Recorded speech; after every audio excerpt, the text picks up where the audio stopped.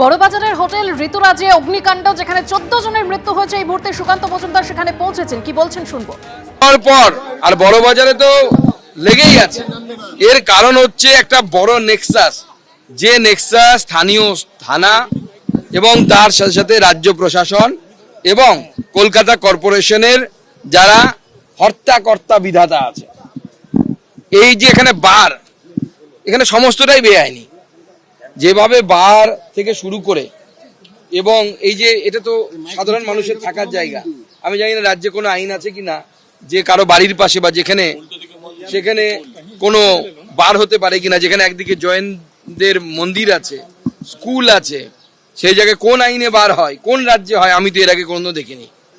কিন্তু এইভাবে বার তৈরি করে এবং আপনারা দেখতে পাচ্ছেন যে তার উপরে আবার একটি বার তৈরি করা হচ্ছিল এবং এই এলাকায় অবৈধ সমস্ত কিছুই, বলতে গেলে অবৈধ, ডালা থেকে শুরু করে সবকিছুই বসে এবং সেটা জোড়াসাঁকো থানাকে পয়সা দিয়ে হয়।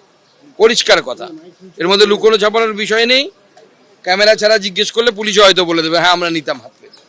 প্রথম কথা হচ্ছে 22 সালে দমকল বলছে যে লাইসেন্স চলে গেছে।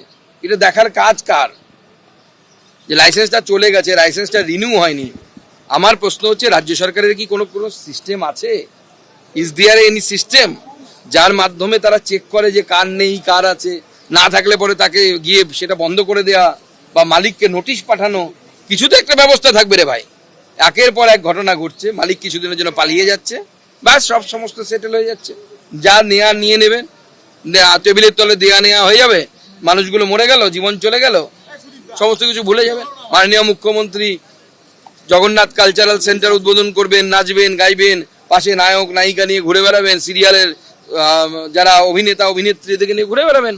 এই তো চলছে বাংলায়। সব বাঙালির লজ্জার জন্য যে কলকাতায় একটি ঘটনা ঘটেছে, তার আঁচ দিল্লি পর্যন্ত পৌঁছে গেছে, যেখানে দিল্লিতে মাননীয় প্রধানমন্ত্রী এবং পুরো মন্ত্রিসভা উদ্ভূত পরিস্থিতি নিয়ে, যে পরিস্থিতি পেহেলগাঁওয়ের পর তৈরি হয়েছে তা নিয়ে সবাই বিভিন্ন মিটিং করছে। তারপরেও কেন্দ্র সরকার ঘোষণা করে দিল যে আমরা যারা মারা গেছেন তাদেরকে আর্থিক সাহায্য করব, তারপরে রাজ্য সরকার ঘোষণা করলো। এই লজ্জার বিষয়। তো মুখ্যমন্ত্রী যে ধরনের অ্যাক্টিভিটি, যে ধরনের দেখানো উচিত ছিল, সেন্সিটিভনেস দেখানো উচিত ছিল, সেই সেন্সিটিভনেস নেই মুখ্যমন্ত্রীর। একটা বালাকোটের এই একটা পেহেলগাঁওয়ের মতো ঘটনা ঘটলো, মাননীয় প্রধানমন্ত্রী সৌদি আরব ছেড়ে সঙ্গে সঙ্গে চলে এলেন।